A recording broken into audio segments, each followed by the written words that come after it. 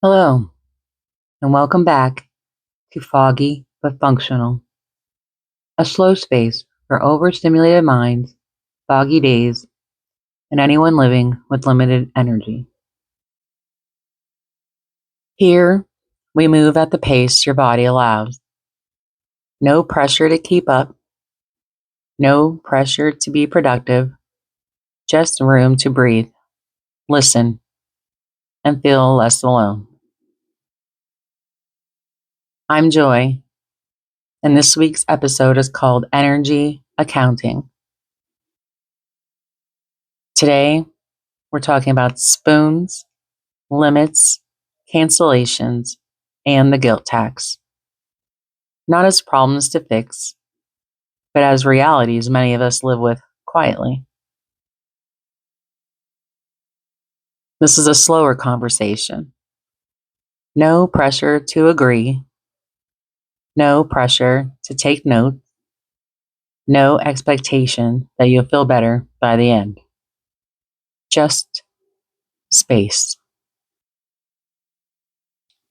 Space to listen, space to breathe,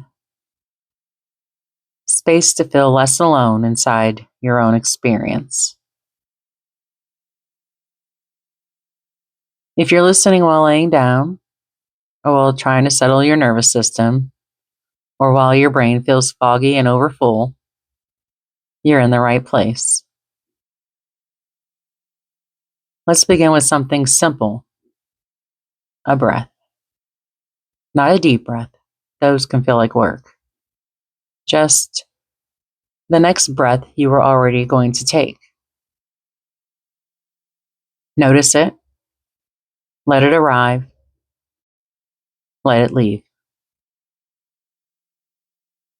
By this point in life, something becomes very clear. Energy is not evenly distributed. Some people wake up with a full tank and don't think about it. They move through the day like energy is a renewable resource that magically replenishes itself. And others, maybe you, wake up already calculating. How much do I have today? What will it cost to leave the house? And if I do this, what will I not be able to do later? Living with chronic illness means energy becomes a currency, and the math is never simple. This episode is about that constant, quiet accounting. The mental ledger no one sees. The decisions that look small from the outside, but cost far more than they appear. If you're tired of explaining why you can't just do one more thing, this is for you.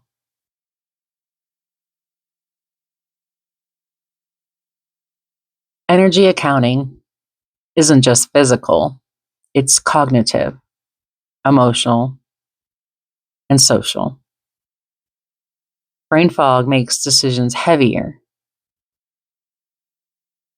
Pain makes choices slower.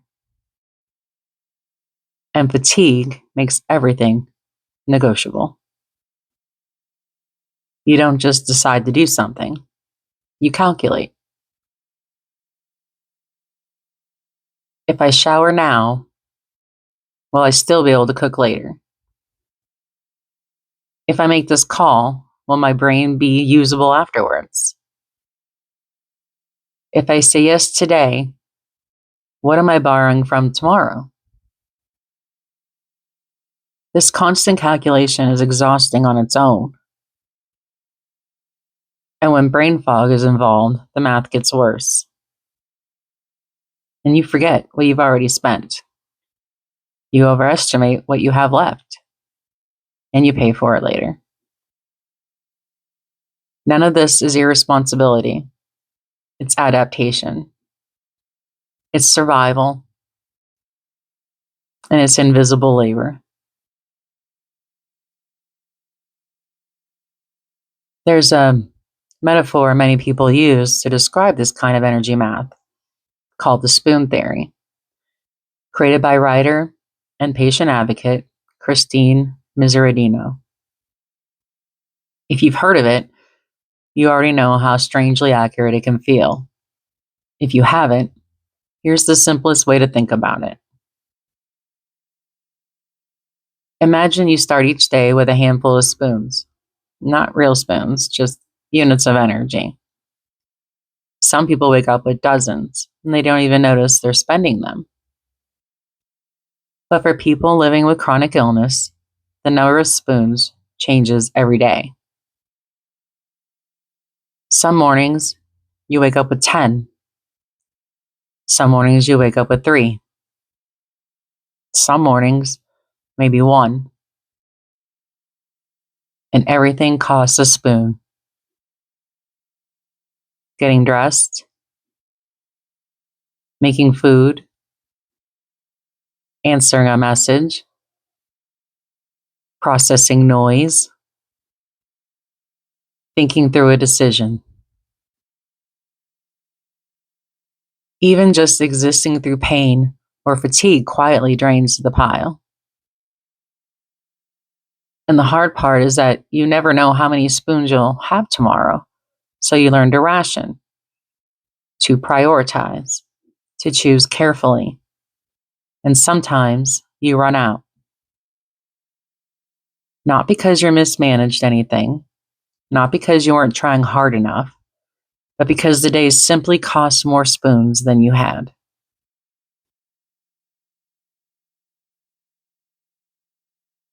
There's a special kind of comedy in trying to explain energy limits to someone who's never had to think about them.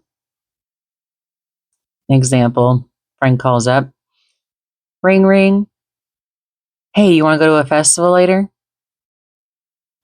Your response is, no, I can't do that later. Well, why not? Well, because I'm already scheduled to lie down and stare at the ceiling. And sometimes humor is the only way to make the math less heavy. Like joking that your energy budget doesn't allow for spontaneous plans, or that you spent all your spoons on something like a phone call. It's funny and also deeply real. And humor doesn't erase the limits, but it can soften the frustration of having them. It gives you a moment of levity in a life that often feels like a series of negotiations with your own body.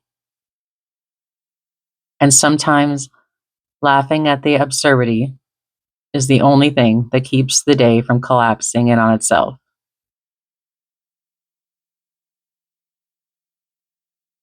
If you are constantly managing your energy, you are not lazy, you are strategic. Rest is not a reward for productivity. It's a requirement for survival. You don't need to justify your calculations to anyone else. Your body already knows the numbers, and you are allowed to trust it.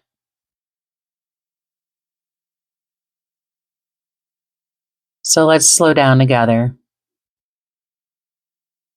even a little bit more than before.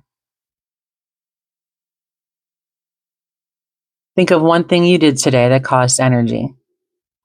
It doesn't have to be big. It doesn't have to be impressive. And it doesn't have to be something anyone else would notice. Maybe you answered a message. Maybe you got out of bed. Maybe you made a decision. Maybe you simply existed through a difficult moment. Acknowledge it, honor it, and let it count.